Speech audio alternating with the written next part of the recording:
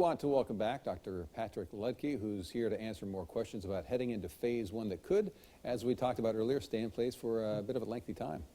That's right. What do you make of the phrase new normal? We asked about masks, but how many of these guidelines could be here to stay for quite a while? Well, I do think there's the possibility they'll be around for some months. We're not talking many years, that's for sure. Eventually, we develop immunity to any virus that comes through, and that will happen with this virus too. It's just going to take some time. PPE has been talked about nonstop. Could this outpouring of support leave the PPE supplies, the stock supplies, in a pretty good position for any future pandemics? Where do we stand? Well, locally, we're in a pretty good place. If we were to have a really big second wave, our stockpile would be stressed a bit too. But right now, locally in Lane County, we feel very good about it.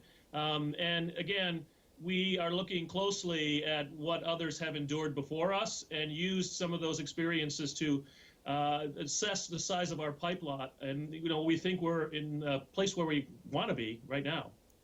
What about telehealth? Are there scenarios where you see that expanding maybe after the outbreak in place of traditional visits?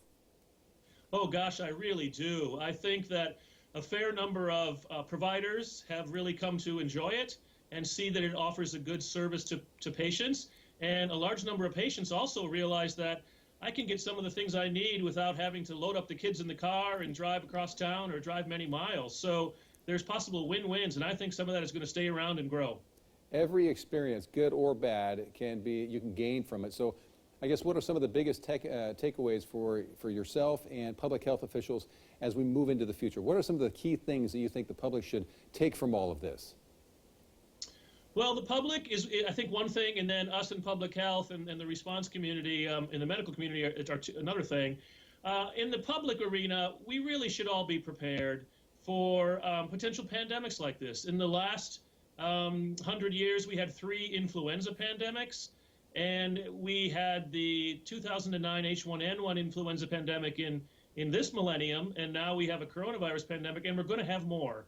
And no one can predict exactly when, but we should all be prepared, thinking about what does my family need to make sure that I'm prepared for the next one whenever it comes. And I think many people have learned a great deal about that right now, whether that is padding your bank account in case you can't open your business for a time, having your kids signed up for some other way to get their education. There's a variety of things we're all going to learn from this.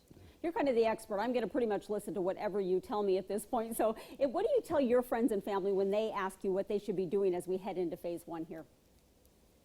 Well, I really do believe that while it feels good and it feels like school's out for the summer and there's a lot of energy and passion and we're going to go out and have fun, we really do need to maintain vigilance. And the virus is still out there. Essentially, all the cases we've had in the last several weeks have come from local transmission. They haven't come from a cruise ship. They haven't come from somebody who traveled from Europe or China. So the virus is here. So what I say to friends and family is act as though the virus is still here. It's right around your house, right around your neighborhood, and try to protect yourself and others with that social distancing and washing your hands and wearing masks and really being vigilant.